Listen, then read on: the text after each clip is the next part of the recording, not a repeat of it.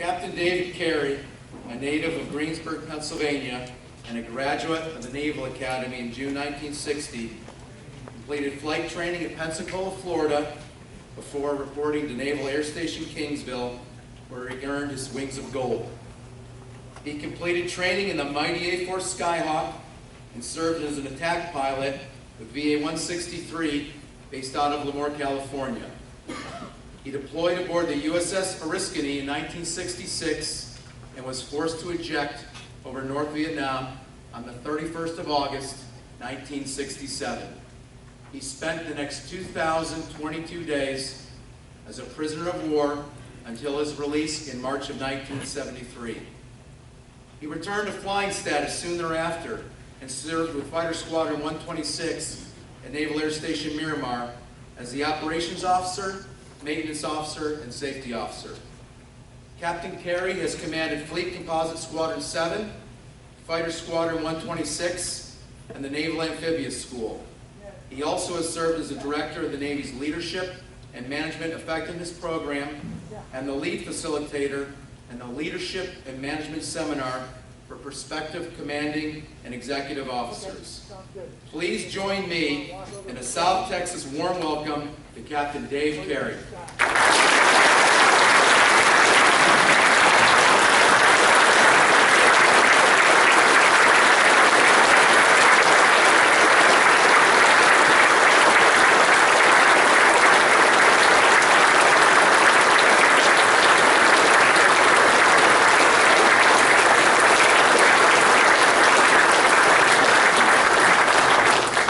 Thank you very much. Sometimes I think we ought to quit before we get started here because it can only go downhill from here. I am delighted to be with you this afternoon. I am delighted to be here to help celebrate the 75th birthday of Navy Kingsville. As the captain said, I came through Kingsville a couple of times. I have some very fond memories of Kingsville, Texas. For those of you who went shooting this morning, my roommate and I used to just take a hand trap out to the caliche pits, and we shot up the caliche pits really well. The most important thing that happened to me here at Kingsville was I really learned how to fly at Kingsville, Texas. I really learned how to fly. I can remember very vividly rolling down. I flew, the trainer was a TF-9 back then, and I can remember very vividly rolling down the runway with the bag up, me in the back seat. You know what the bag is? You have a, so it closes you in the cockpit, and all you have is your instruments and your little world there. And I remember rolling down that runway, and as we go around the runway, my instructor, Lieutenant Warrington, who had told me I could either call him by his first name, yes, or his last name, sir, he would be sitting in the front seat pulling circuit breakers. So about the time we got to the end of the runway and I rotated that airplane, all I had left were pedostatic instruments, a wet compass, and a clock. And he would then start telling me where he wanted to go, which was different than what I had thought we were going to do. So for an hour we'd fly around over South Texas. The whole time I was praying that I was still over South Texas. I really learned how to fly here. The affable Lieutenant Warrington told me many times, you must remember this. Everybody is trying to kill you. He said, oh, they may not be actively trying to kill you, but they don't care if you live or die. Because if you crash that airplane, if you auger in, if you buy the farm, they all of them, the air traffic controllers, the weather guessers, the tower operators, they're all going home to dinner that night. They're all trying to kill you. I really learned how to fly here. What I didn't learn in Kingsville was what it would be like to fly in combat. What it would be like to be flying around with people actually really trying to kill me. What it would be like to get shot down. What it would be like to spend 5.5 years in Hanoi. And I'd like to tell you about that for a minute this afternoon. But before I start on that, I want to talk to y'all in uniform. Because if I were sitting there, if I were you, if I were sitting there, I know that this is the question that would be going through my mind. I wonder if I could do that. Or more to the mark, and more to the point, could I do that if I had to? So I want you to know there's a long answer and a short answer to that question. The short answer is yes. I'm here to tell you, yes, you could do it. No ifs, no ands, no buts. You could do it. Now the longer answer, which will only reinforce, by the way, the shorter answer, turns out to be a story. And it goes like this. I was shot down the 31st of August, 1967, when a surface-to-air missile took the tail off my airplane. I didn't know that. The airplane just stayed on its back. It started spinning and tumbling and gyrating through the sky. It was shaking so bad, nothing would focus. When I tried looking at the instrument panel to see what was going on, it was just a blur in the cockpit. The stick was real loose. It was like not connected to anything anymore. Both rudder pedals were up against the firewall. This thing was wallowing and tumbling and falling through the sky. It had all the flying characteristics of a brick. I mean, this thing is coming through the sky like a ton of lead. And I'll tell you this, every time the nose of that airplane go by the water, and for me, the water meant safety. It seemed like it hesitated. And I'd think to myself, this thing is going to fly. And I'd start stirring on the stick and kicking the pedals. The nose would whip off. Going through 4,000 feet, I got a glimpse of my altimeter, ejected from the airplane, had a parachute, landed in the middle of a small North Vietnamese village. Now, when I first landed, there was nobody around. I don't know where they were. They were wherever they went for air raids. So I get rid of my helmet, my parachute, I duck out between the hooches, and I start running out across the rice paddy.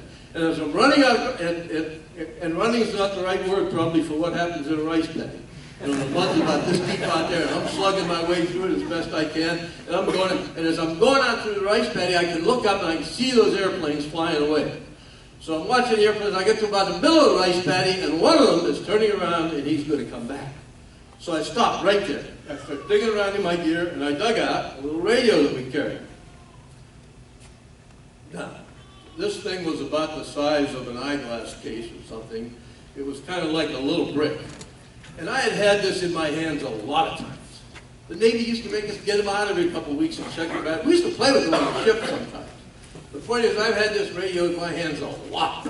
But I'm standing out in the middle of a rice paddy. I get mud up to the middle of my calf. I'm watching that one airplane. He's coming right straight at me. I get this little radio. For the life of me, I couldn't get the radio turned on. It was like I had all thumbs on both of my hands.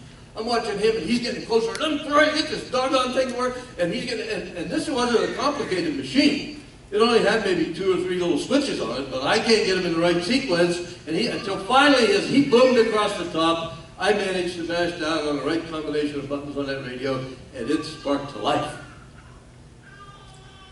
Which allowed me to say, in my very finest airline pilot drawl, "This man, somebody get me out of here right now." And I started babbling in this radio. And my voice was up about 3 octaves, and it was just all gushing out of me. And I remember thinking to myself, oh, this does not sound good. But there was nothing I could do about it. I just babbled in radio. I went on and on. And y'all know, I was trained. It would have been better for me to die than to not sound good on the radio. This is very important stuff. But there was nothing. I babbled on. The best thing that happened was I ran myself out of breath. And when I ran myself out of breath, I had to pause the inhale. And when I paused the inhale, I let off one of those buttons on that radio, which allowed Dean to get a word in edgewise. And he said, "You know, we cannot come and get you." At which point, I couldn't think of anything clever to say. And Dean said, "I'll see you when this is over." And he flew away. And I stood out there in the middle of the rice paddy. I don't know how to describe it to you. It was like I was the only person in the entire universe. It was just me out there, all alone, by myself. There was no, it was. And I don't imagine I have to describe that to you too much. Because I'm willing to bet money that you've had times in your life already when you get that alone feeling.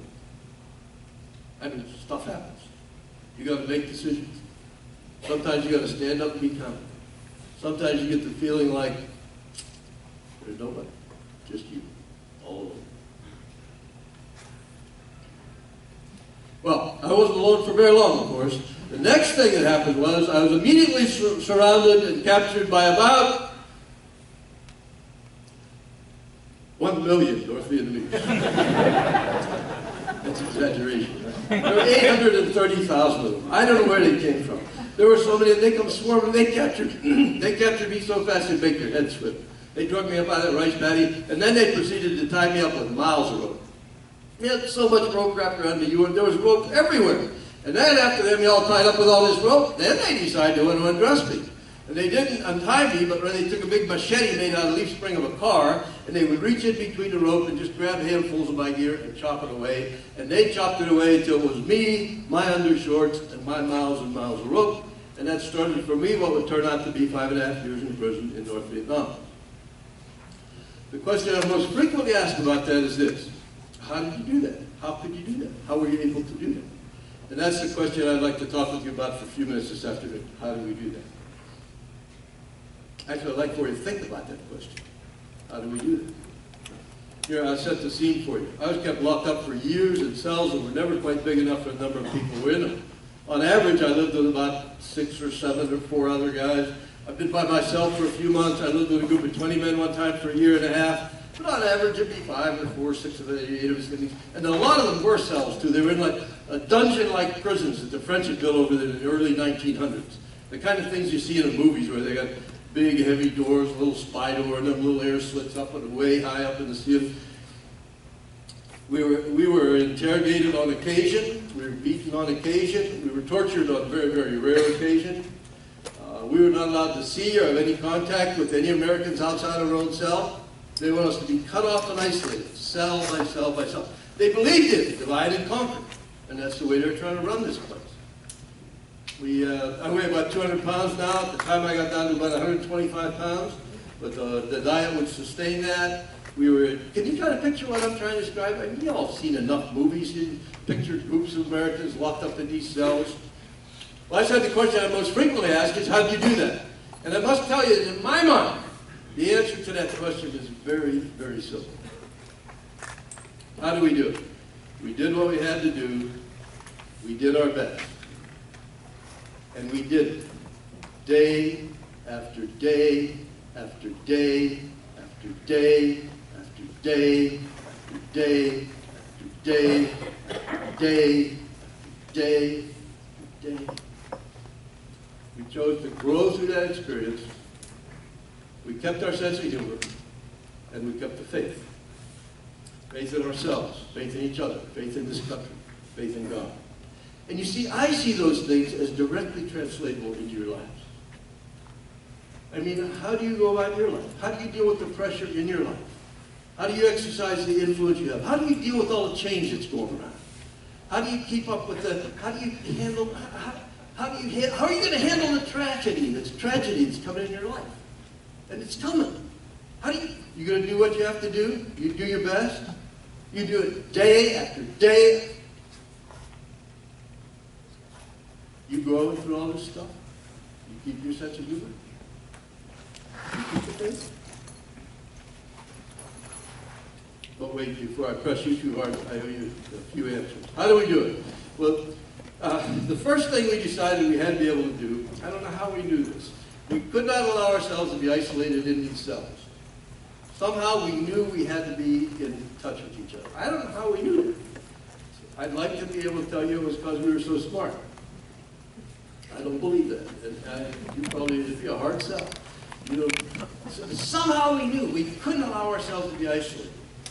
And so we can think about that for a minute here this afternoon. You have a picture in your head, groups of Americans locked up in these cells. Just picture a few of us locked up somewhere. We decide we have to be in touch with each other. We've got to be in touch with each other. Now, there are many parts to the problem. The first part to the problem is this. Whatever we do, it better be very sneaky, because if they catch us, they're going to beat us. The second part to the problem is we must now think of something that we could go over there and tap quietly on that wall, So if we got the right answer, we would know it was an American. Might not be Americans over there. Could be Thai, Laotian, Arvin. Could be our captors sneaking around trying to catch us doing these things, so they'd come beat on us for a while. So we had to think of, we had to have a ringtone, okay? A ringtone, so that if they knew, if the answer was correct, we would know. What does that sound like? Sounds like what? It sounds like dot, dot, dot, dot. I can tell you this. If you've been in this country longer than 6 months, you know the answer to that. It's dot, dot, dot, dot, dot, dot. I don't know why that is. Yeah, I used to think it was because of vermicelli, and I find out a lot of people don't know what vermicelli was anymore. And I now believe it's because we have all wasted hours of our lives watching cartoons, and they always end with that. I'll tell you something else. Now, you have to remember, my experience in Hanoi is through a keyhole in a prison, but they couldn't replicate that rhythm. Oh, they knew what we were doing. They beat it out of us. But when they'd come try and tap us up on the wall to get us in trouble, it never sounded like dot, dot, dot, dot when they did it. It'd be different. It'd be like dot, dot, dot, dot. It was... They didn't have Looney Tunes in that country. Okay, so we go over to the wall, we tap on the wall, dot, dot, dot, dot. We get the right answer, dot, dot, we know. Now, some of you are familiar with, well, some of you might think we do Morse code, but we didn't know how to do Morse code on the wall. But we built a matrix. Maybe you're familiar with a matrix kind of code, where we took a 5x5 matrix and we put in the letters of the alphabet. Now, y'all, being associated with the military, know that I have 25 squares and 26 letters to fill in the box. So we use the letter C for the letter K. Now everything would fit. You could picture this, right? A, B, C, K, D, E, F, G, A. So now we could tap a number across the top and a number down the side. Because you see, we started out tapping 1 for the letter A, 2 for letter B, 3 for letter C, 4. I can't tell you how old it is to tap 15 times on the wall to go find the letter O in the alphabet. But it was a nice, simple way to start. And we had to start very simply, because some of these guys were in the Marine Corps.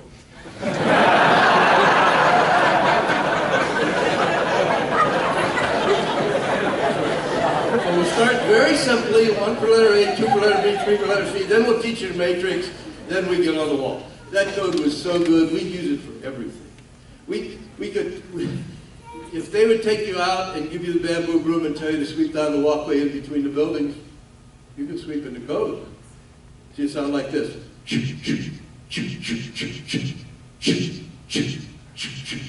It was like being on the radio. Everybody listened. The whole world was out there.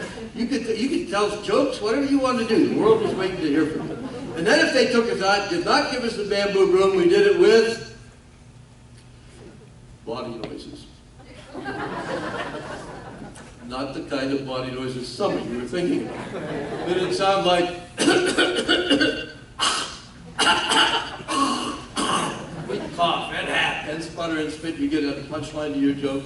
The whole world was out there. How do we do it? The first thing we did was worked out this whole communications process. Always, always, always. And I want to tell you this afternoon that I think the analogy between the story I want to tell and your lives and your work is very, very good. I think this is really good stuff. How do we do it? We worked out the communications process, no matter what. No matter what. Why should we do that where we were? Well, for starters, if we were going to somehow get over being isolated, out of touch with each other, be in contact with people, we had to be able to communicate. Why should you be concerned about that where you are? I think the answers are the same. I mean, how easy is it for us to get isolated, disconnected, feel like we're out of touch with people who are close to us, with people we work with? It is so easy to get disconnected. Why should we be concerned about that? Well, if we're going to do anything on a scale larger than a few people in a cell, we got to get organized here. We got to figure out who's in charge, what are we trying to do, how do we take care of each other, anything. On any kind of scale, we got to be able to communicate. Why should you be concerned about where you are? The answers are exactly the same, I think. They're exactly the same. How difficult was that process where we were? It was very, I used to have a callus on my knuckles about 3/8 of an inch deep from tapping on that wall. And some days, if they want to mess with us, they'd come around and make us hold out our hands. If you had calluses, you get knocked around for a little while. Now, I thought that would be okay on a rare occasion, rather than every day for hours lay on this filthy floor trying to look under that door. Because if I'm up here tapping on this wall, if none of my cellmates goofing off, we are in this together. They've got their eyes pressed to the little cracks in the shutters. They're listening on these filthy floors for footsteps. It was just a very difficult process. How difficult is that process for you? But you know that some people want to argue that the root cause of all our problems is some sort of break in the communications process. I don't go quite that far, but I do know if I ask a question like this, how many of you in this room think that you could say something and that's the way it be? So you know better than that. We say stuff till we're blue in the face. Or worse yet, we send text messages, we leave voicemails out there, we send emails. People are all out there. They're deleting this stuff. They're swearing the system doesn't work very well. It's just a very difficult process. So I think the analogy is pretty good between the story I want to tell you this afternoon and your lives and your work. How do we do it? We worked out the communications process. Always, always, always. And I commend that to your thinking. I don't know you. I don't know you very well at all. Here's what I know. I know that if there's a problem with the communications process anywhere in your life, I know who has to fix it. You do. And if you don't fix it, then you go get it fixed. If there's any kind of problem, at home, at work, with people close to you, you have to fix it. How do we do it over there? The first thing we did always was work out the communications process. Second thing we did, exactly the way you would have done it if you had been there, was we worked out the entertainment schedule. Now, you don't want to think too far out. These are just guys locked up in these cells. So here, we used to have cell meetings. We always had 100% attendance at our meetings.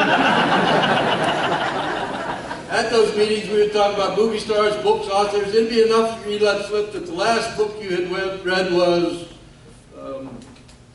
Hunger Games. We scheduled, you read Hunger Games. We scheduled you to tell us Hunger Games. So the process would be that you talk to all your cellmates, find out who read Hunger Games, who saw Hunger Games, who knew anything about Hunger Games, go tap a message on the wall. Eventually, you knew everything anybody knew about Hunger Games. Then the appointed night would come, we'd flop on the concrete, and you'd tell us a story. I received an Academy Award. It was for Dr. Shawaka. After I'd been there for years, I moved from cell to cell and prison to prison. I moved in with a group of 20 men one time. My reputation preceded me. They wanted to know, when did you tell us Shawaka? So we scheduled it for Sunday night, and I had 3 men. They sat over here. When I would nod my head, they would start up with Laura's team. So I told Shawaka in the first person. I was Alec Guinness, the brother, out there searching for the lost daughter. I don't know if you ever remember that story or heard it. It took me 5 hours. At the end of which there was a spontaneous standing ovation. They gave me the Oscar right there on the spot. How do we do it? We did what we had to do. We did our best. We decided we were going to learn something. We were going to come out of there smarter than we went in. We were not going to vegetate. We were going to learn, and so we began to teach each other everything we'd ever learned. And quite a few things we had never learned. I learned to play piano when I was in prison. I lived with a fellow who had taken piano lessons as a child. We decided I should learn to play. So we took toilet paper, we glued it all together with rice, we took ashes and dirt, we drew a keyboard on it. John taught me how to read the keyboard, he taught me how to read music, he taught me all the finger exercises that go along with playing the piano. I used to practice faithfully. And on Sundays, I would give concerts. I would take my piano, I'd spread out at my end of that cell. I have played the most beautiful music in the world, and I have most certainly played with more enthusiasm than anyone's ever played. My roommates, they loved it, of course. Well, if they didn't like what I was playing, they could listen to something else.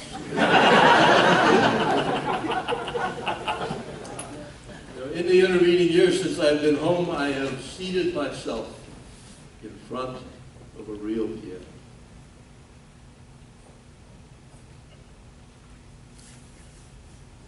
I don't know what was wrong with that piano. You know, it wasn't like in my head. In my mind, I know how to play the piano. It's perfect. I just can't get it out the ends of my fingers. It's a disaster when I try to. And I find a lot of things are like that. Maybe you do too.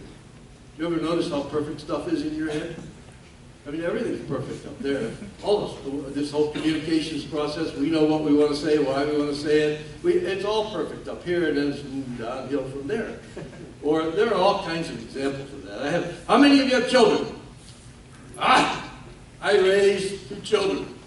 In my mind, I knew how to raise perfect children. You had no idea what was going on at home. Things are just like that. They're perfect in our heads. They're perfect. Speaking of perfect, I'll tell you the perfect example.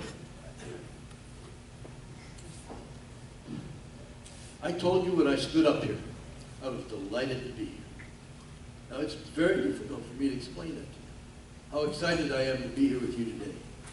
Because you see today, in this little wee bitty period of time, I'm going to have an opportunity to have a positive impact in your lives. I've been thinking about this in the shower this morning, driving down here. I've been going over my lines. I'm adding lines in. I'm throwing lines out. I'm trying to get my act together. Hey, I'm trying to shrink down 5.5 years of my life into something we can talk about for a few minutes. Touch on some so what question. And I want you to know this afternoon.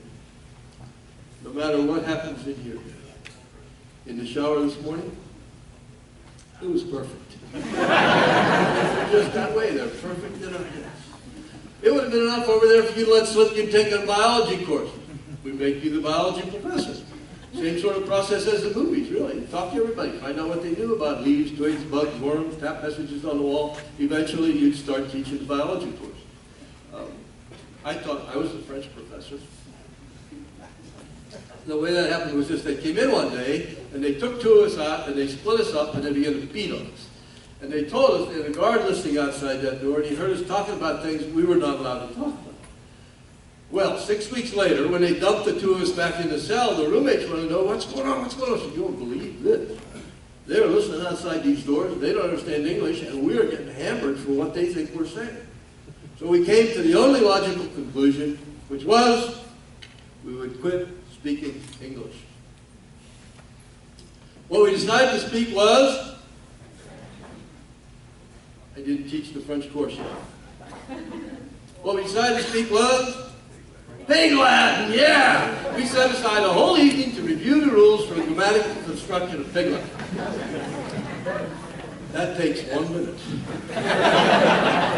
Next morning, crack of dawn, we started speaking nothing but Pig Latin. So I don't know if you've ever spoken nothing but Pig Latin. I can tell you how long you can speak nothing but Pig Latin before you go start raving mad. It takes about 4 hours. In the middle of all that, I let slip that I had taken French. I teached in high school, teached in the Naval Academy. My roommates were going crazy trying to speak Pig Latin, decided we should immediately shift to French. And so I began to teach French, and I taught French for years. By the time we came back to the United States, I had 6 men, absolutely fluent in the French language. According to me. Hey, there are some problems with that language. I had to make some stuff up. Well, you should have heard me speak it. How did we do? We did what we had to do. We did our best. We chose to grow through that experience. We remembered and memorized everything. I'm completely convinced that everything you have ever been exposed to is recorded. The only question is, you go on to get it. Everything's up there. We put it in all the time. It's always in there. It was important to us, for some reason, for example, to be able to name in chronological order every teacher you ever had in your life, or come up with the name of every student in your 5th grade homeroom. Or you'd be amazed what's in your head. Everything is up there. It's up there. For example, when I was first shot down, they took me to Hanoi and they began to interrogate me. They wanted to know some stuff. I wanted to tell them my name, rank, serial number, date of birth. But they really wanted to know some stuff. And what happened was the interrogations led to beatings, and the beatings led to torture, and we got to the point where it hurt so badly, the pain was so great, that I knew if this kept up, I was going to go crazy. And I didn't want to go crazy. Because even as a junior officer, I had my little itty-bitty share of military secrets, and I thought, if I'm crazy, there's no telling what I'll say to these people. So what I decided I was going to do was hold out till the last possible second and lie. And that's what happened. We got to the last possible second. I hurt so bad. I was so desperate. Hey, and I'd like to be able to tell you, it took weeks. Is it 8 weeks? It took, I don't know how long it took. I lose some track of time in there. It didn't take weeks, I'll tell you that. I hurt so bad, I started lying. I lied about everything you could imagine. I lied. The interrogator, of course, keep track. How many of you have experience with interrogators? Okay, I'll teach you some stuff about interrogators. Actually, I wouldn't be so quick to answer that question. How many of us have bosses? Hey, how many of us have spouses? This will not be totally unfamiliar. Interrogators never forget anything. They remember everything. So finally, they got done with me and they left. Now, I'll try to describe this. I don't know how to tell you about how I hurt. I could not get up off the floor. My arms didn't work anymore.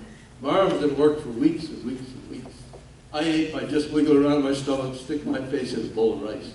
The pain was absolutely incredible. But worse than the pain was in my mind. It's the only time I've ever been like this in my life where I could not pick a subject and think about it. It was as though I didn't have any control. My mind just ricocheted around inside my head, think about crazy stuff like the first car I bought or the dog I had when I was a kid. Just out of control things flashing around in my head. And what I wanted to think about was all the lies I had told, because I knew they'd be back, and I couldn't get a grip on my mind. It was totally out of control. Into my mind came the first line of the 23rd Psalm. And that line kept coming into my head. And I did not want to think about that line, but I discovered, kind of by hit or by miss, that if I would think about that line, the Lord is my shepherd, I could think about that line. Well, my mama didn't raise any dummies. I started thinking about that line. Now, I had learned that 23rd Psalm when I was a little bitty kid in Sunday school, and over the years I had been adrift. I had been so adrift. See, I'm ashamed to stand here today and tell you that at that point in my life, it had been years and years and years since I thought of the 23rd Psalm. But that line was there. And I could think about that line. I worked on it for days and days until from someplace in the back of my head, I dredged up the whole 23rd Psalm. I discovered that once I had done that, I had control of my mind. Now, I certainly don't think that was any accident. There was the Lord God Almighty who planted His word in my head so when I would be desperate, it would be there. The point of it is, everything's in your head. You're putting it in all the time. You'd be totally amazed what's up here. And it influences our lives. Scripture tells us to guard our minds. Because it's all going in. It's all getting stored. And somehow it's going to affect our lives. See, what's the problem with watching all these bloody acts of violence on the screen? Over and over and over and over. I'll tell you what the problem is. It's all going in. It's getting stored. What's the problem with pornography? I'll tell you what the problem is. It's all going in. It's getting stored. It's going to influence our lives. There's no way around it. Everything is up there. You'd be totally amazed what you could remember if I took you right out these doors and locked you up in the bathroom for a year. You'd be amazed what's up in your head. Everything's up there. We had a fellow who, when he was a child, his parents used to insist that he had to memorize a poem every year, which he would then have to recite at the annual family Thanksgiving dinner. He hated it, of course. But now, years later, we're sitting around in jail. Norm's able to recall great quantities of poetry. We get a message come tapped to the wall saying, Norman is working on the highway. He's stuck on the line that comes after, plaiting a dark red love knot into her long black hair. Who can help? Well, we'd love to get those messages. We could argue for days. We could discuss for days whether anybody ever heard of the highwayman, read the highwayman, knew anything about the highwayman. Then we just make up lines and send them back to him. He's working hard over there, and we wanted to help. And eventually, through the wall, a line at a time, would come the highwayman. And we'd memorize it as it came. We had huge quantities of material memorized. So, some of the things we memorized for the beauty of the words. Whose woods these are, I think I know. His house is in the village, though. He will not see me stopping here to watch his woods fill up with snow. My little horse must think it queer to stop without a farmhouse near. Between the woods and frozen lake, the darkest evening of the year. He gives his harness bells a shake to ask if there's been some mistake. The only other sound is the sweep of easy wind and downy flake. The woods are lovely, dark and deep, but I promises to keep. Miles to go before I sleep. Miles to go before I sleep. Some of the things we memorize for the sound of the words. You may talk a tin and beer when you put it safe out of your when set to penny fighter altar shot it. But when it's time for slaughter, you do your work on water and lick the blooming boots of him what's got it. Now in just sunny clime where I used to spend my time in the service of Her Majesty the Queen, of all our black-faced crew, the finest man I knew was the regimental beastie, Dundee. Some of the things we memorize had great significance for us personally. Maybe the way things go some days, they would have significance for you. If you can force your heart and nerve and sinew to serve their term long after they're gone, so go on when there is nothing in you except the will which says to them, hang on. In the fell clutch of circumstance, I have not whined or cried aloud. Under the bludgeoning of chance, my head is bloody, but unbowed. The Lord is my shepherd, I shall not want. He makes me to lie down in green pastures. He leads me beside the still waters. He restores my soul, leads me in the paths of righteousness for his name's sake. Yea, though I walk through the valley of the shadow of death, I will fear no evil, for thou art with me. Thy rod and thy staff, they comfort me. Thou preparest the table before me in the presence of mine enemies. Thou anointest my head with oil.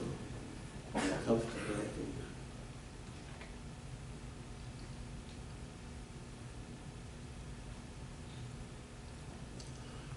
I suppose it was natural, since we were so enamored with those kinds of things, that we would try to write some poetry ourselves. I wrote a poem in French. Do any of y'all speak French? Perfect. Je me demande comment dit-on tuer le monde d'abord. Parce que je veux dire ces choses-là à toi, autant que moi. It was perfect.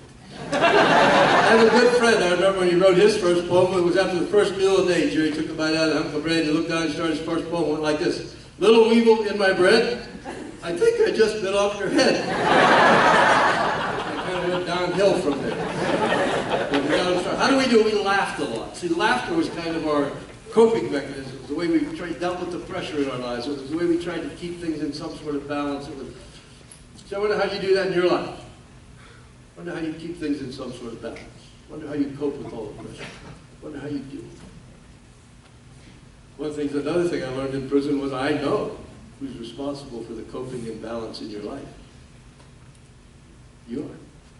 And if you don't figure out a way to do that, it's so easy to mess up our lives. It's easy for us to, how easy do you think it'd be? Drink yourself into a bottle. Toke yourself into oblivion. How easy is it supposed to be? How easy is it for us to ruin relationships that are important to us? It's so easy. Somehow we have to cope with this all, keep it in perspective. Our coping mechanism largely was laughter. We had a fellow who went to interrogation. The interrogator wanted to know, in your country, where's your family live? From Kansas. He said, what do your family do? He said, they're farmers. He said, well, what do your family grow? He said, they grow updog. Later on, the interrogator takes him back to his cell, and he comes over to our cell. And he opens the little the spy door, and there stands the elf. We have names for these people. And the elf wants to know, what's up, dog? What's up, dog? He keeps saying it over and over again. What's up, dog? What's up, dog? What's up, dog? We're thinking to ourselves, the elf has blown the fuse. And he wants to know what's up, dog. Then he starts to get excited, and the next thing you know, he's got his head jammed in that little hole. His veins are he's spitting on.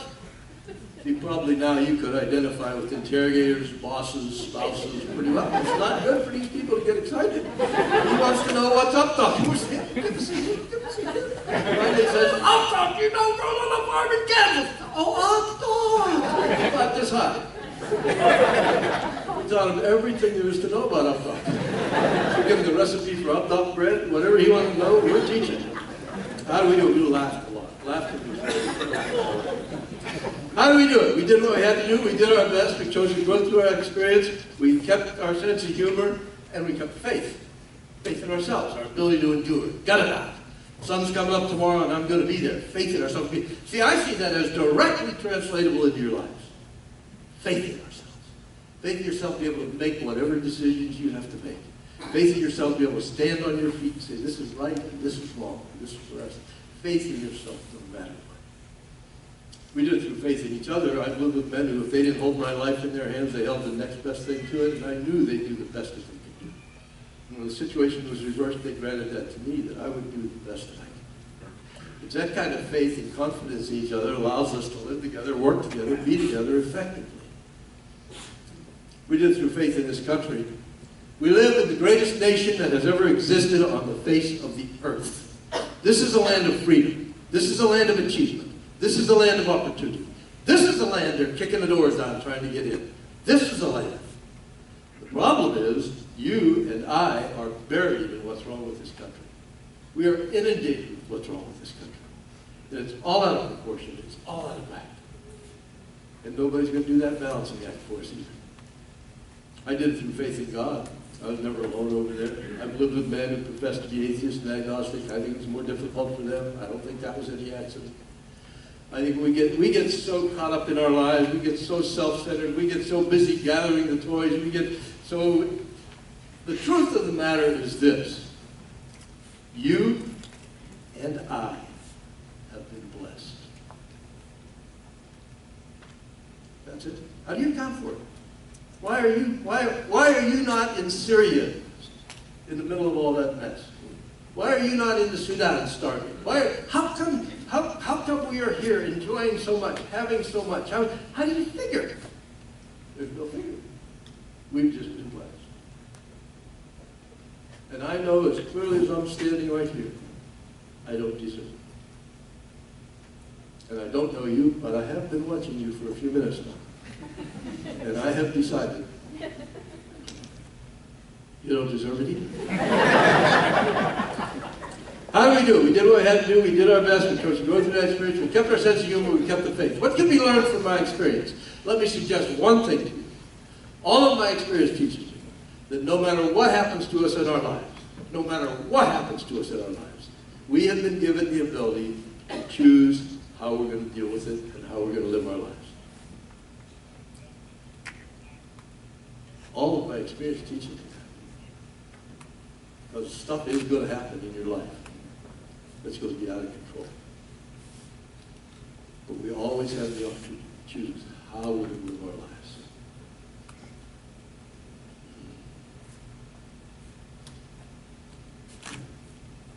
In the first line of A Tale of Two Cities, Charles Dickens wrote, "It was the best of all times and the worst of all times." He's absolutely right. This is the best of all times. This is the best of all days. This 75th birthday of this base, you being here in Kingsville, Texas, you doing what you're doing, you in the service, you learning to fly, this is the best of all possible times. And oh, by the way, this is the worst of all possible times. To have a birthday for this base, for you to be here, for you to be learning to fly, for you to be doing what you're doing. And which it is up to us. Well, let me be perfectly clear. Which it is entirely up to you. It's entirely up to you. So, as we go on with this party, as we go next door and have a reception, as we go out and cook in the sun for a while, I would always urge you to choose to make it the best of all times. The best of all times. Thank you very much. Happy birthday to you.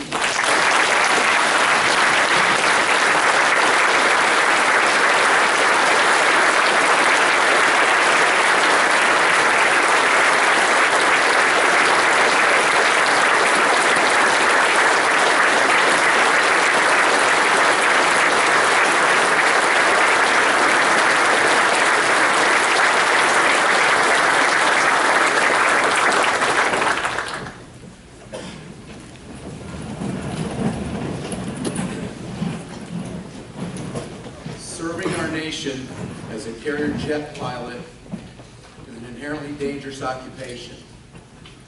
At this time, I ask you to please stand and join me in a moment of silence for our Kingsville-trained aviators who have fallen in the line of duty and all those who have given their lives for our nation's freedom.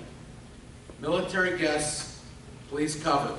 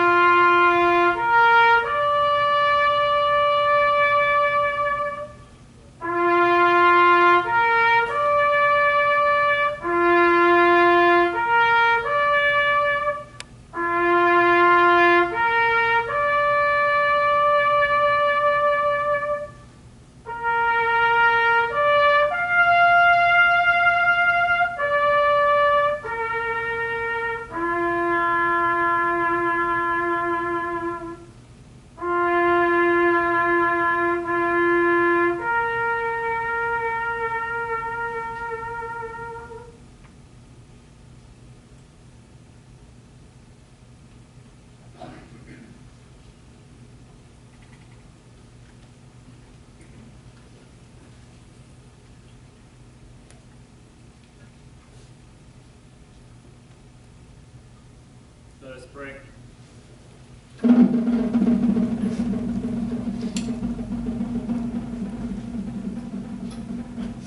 Gracious God, we are grateful for the protection you have given to us, especially for the safety of those who fly. And we are thankful for the contribution that so many have made in so many different ways that have enabled this day to become a reality. We humbly ask you for your continued blessings to be upon us. Give us steadfast hearts that we may serve you, your country, and our community well. Bless us this day as we celebrate, and we ask that you continue to direct NAS Kingsville's mission to train the finest aviators. We ask this in your name.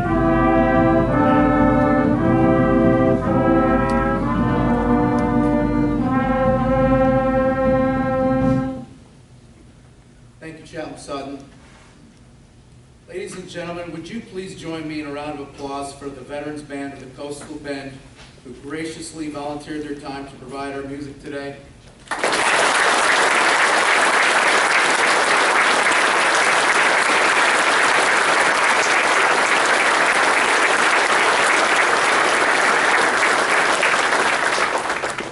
And I would be remiss if I didn't thank the Air Station Color Guard and Honor Guard. Great job.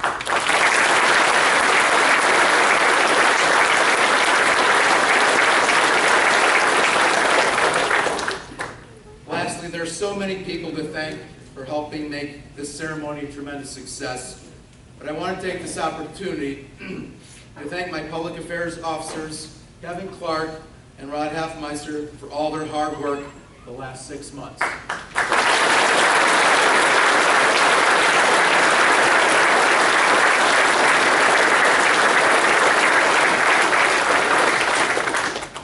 This concludes our ceremony. We welcome everyone to join us in the no-fly zone next door for a cake cutting and reception. Thank you.